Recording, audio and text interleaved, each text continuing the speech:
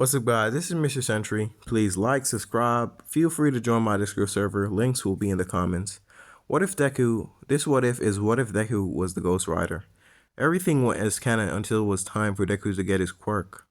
When they arrived at the quirk doctor, he began to do his test, realizing that Deku had a very powerful quirk. He wanted this quirk to give for All For One, but in the process of acquiring this quirk, he realized that he could not take it. It was beyond him, it was beyond humanity. The power that he wanted to use to collect the quirk, when he placed it in the boy, it suddenly disappeared like it never existed. This was really puzzling for him as he walked outside of his office saying, Inko, please, I'll need some more time to process your boy's quirk. He went in another room, pulling out a phone, frantically calling someone, telling them that it's not working anymore. The power disappeared. This boy has an extraordinary power, and if you want it, advise for you to come now before they leave. This quirk could destroy humanity itself. Wasting no time, the villain appeared, All For One and Shigaraki, and more. Without a word, the doctor walked off, All For One following intently behind him. As the quirk doctor pushed open the door, they saw Inko. Very frightened, Inko jumped out of her seat as All For One snapped his finger, killing her instantly. Something happened that they were not prepared for. There was a witness. Deku saw everything that went down. He was just about to open the door, but luckily he cracked it and saw everything, All For One killing his mother. He was outraged. He wanted to avenge his mother. He activated his powers, making everything float in the room, throwing furniture, equipment, and everything around them at them. Now keep in mind, Deku just awakened his powers, so if he was given a little bit more time to develop, he could lift up skyscrapers and much more.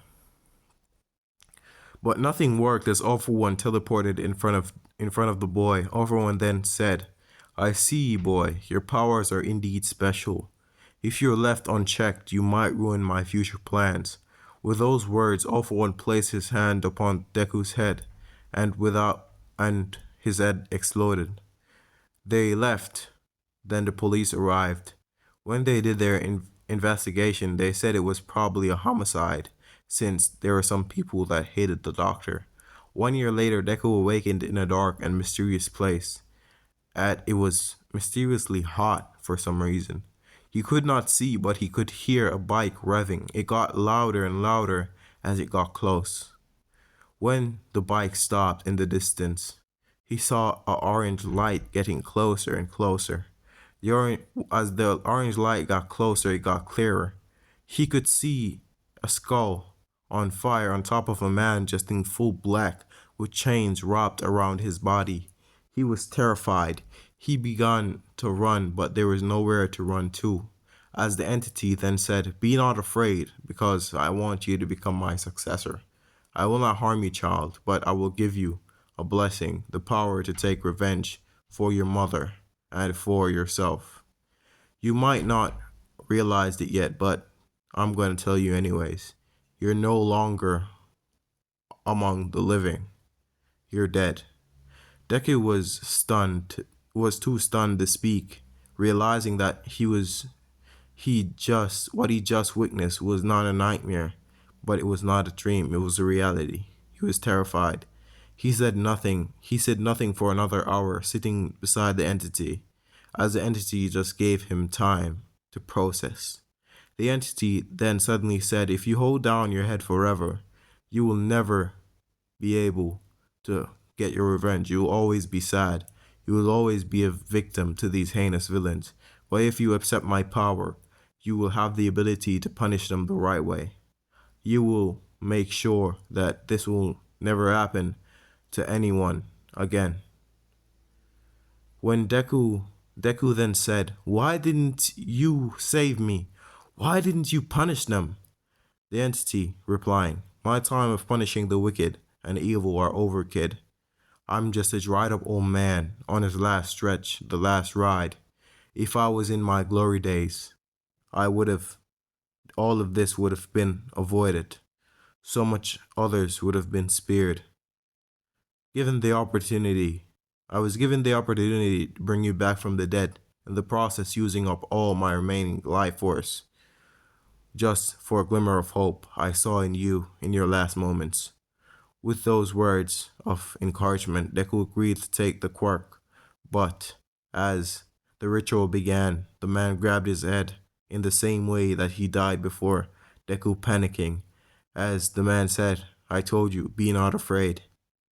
As the man started to crumble into dust from his toes, going straight up to his head, his last words to Deku, I will not be around to train you, because as you can see, my love force is fading, but you'll figure it out.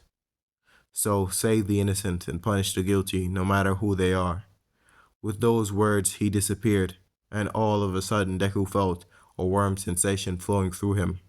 With the warm sensation came the urge to ride. The bike, without him not doing anything, rolled up beside him. He grabbed onto the handle, his head bursting into flames. In that moment, he felt like a god. This feeling was never felt before. He wanted to he wanted revenge. He wanted to punish every villain and hero that has done wrong without repenting. He had a burnout on the spot with the bike. You know what I'm doing with the Johnny Blaze stuff. He he his bike he rode down the street in the pitch black of night. As he saw a villain, he stopped right in front of where the villain was at. Staring into his eyes, he realized that he was not only looking at the villain's physical body, but also into his soul, seeing all the evil deeds that he has done and all the people that he killed. He got off his bike to slowly began to approach the villain walking right up to Deku. But it was very sad to see all the evil deeds that the villain has done. As the villain then said to Deku, you're here for the bounty, aren't you? Get out of here. This place is mine to rob. Without Deku saying a word, he grabbed the villain's throat and opened his mouth, saying in a very menacing voice, look into my eyes.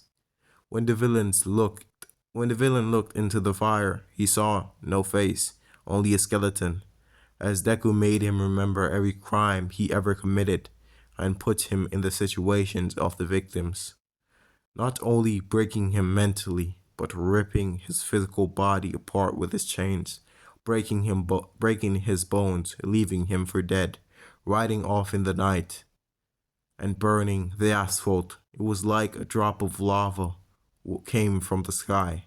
When the heroes found the villain body in the middle of the street, his bones were broken. He was still alive, but not responding. The only thing he was saying, the devil, he came. He's here. He's gonna punish us all. Screaming. The villain community heard of the Ghost Rider, but only a few of them know what it truly was. When he appeared, they would gather like heroes to take him out, even though they never succeeded.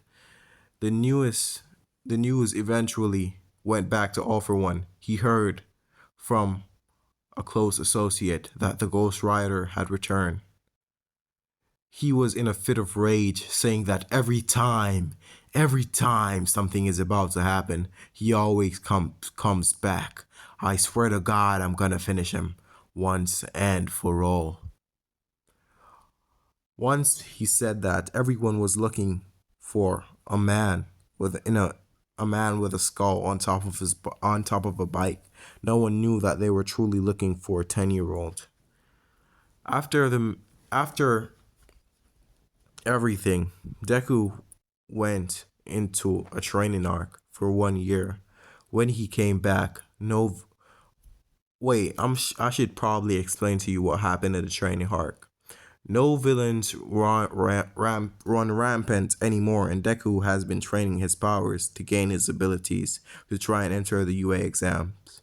Even though he had the power to defeat any villain with any villain he wanted to fight.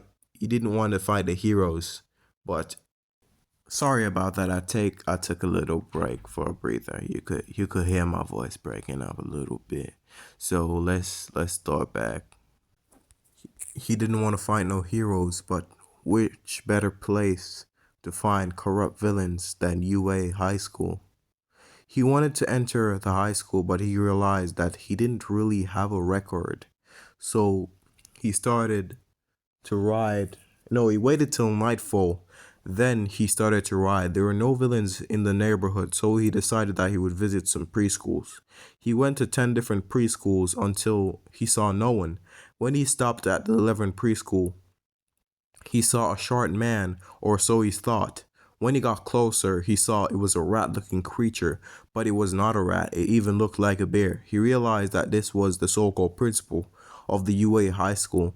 He stopped right in front of him, looking down upon him. But Principal Nezu was smart. He knew the writer was not a villain. He knew that he was not a hero. He knew that he was not an anti hero. He was something much, much more terrifying. He read a book upon the evil spirits of the underworld.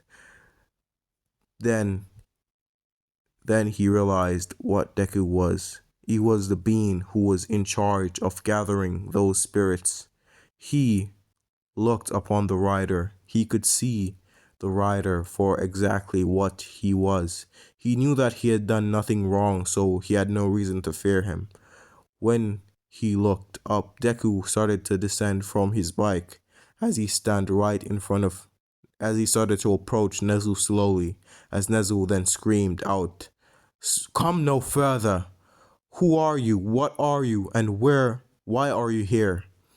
In in a deep and menacing voice, Deku then said, "Be, don't be afraid, for I'm not here to kill you. You have done nothing wrong, Nezu." "I know that. Now tell me, why are you here?" Then Deku transformed into his original form as Nezu saw a kid. He was obviously shocked for a good reason.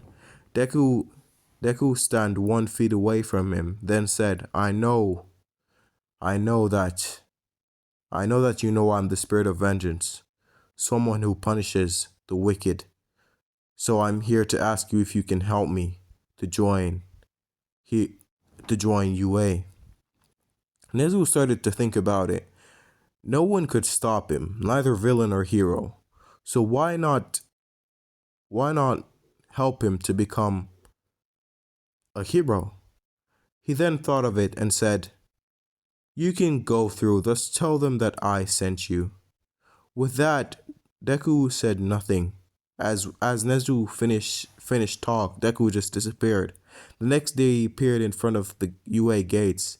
As he walked in, he saw a little girl about to fall as Deku grabbed her, saying, "Be careful next time." As he put her down, standing back up, he just walked off, the girl then shouting, "Who are you?"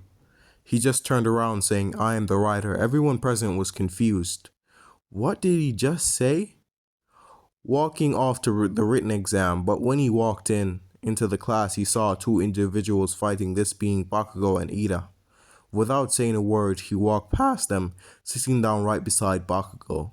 When Bakugo realized that someone sat beside him, he was confused. He went quiet, looking over at this boy's face. Everyone was afraid of them. So what made this boy so special?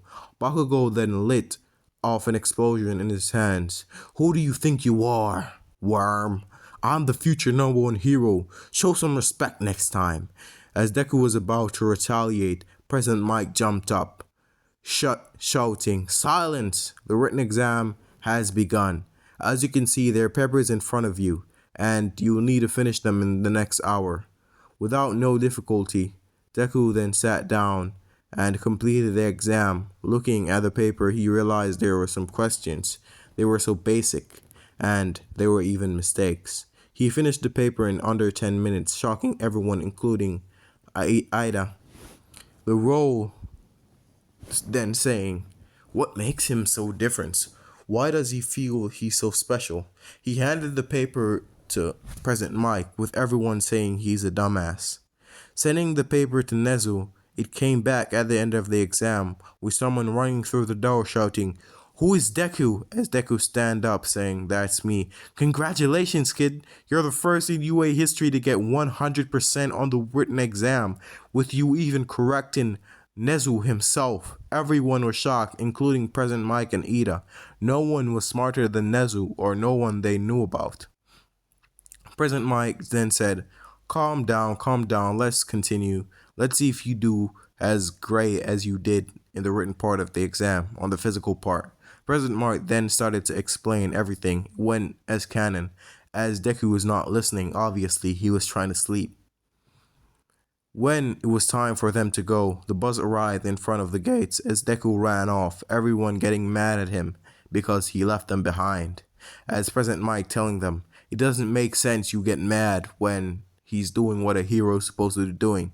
No villain is gonna give you a head start. No go."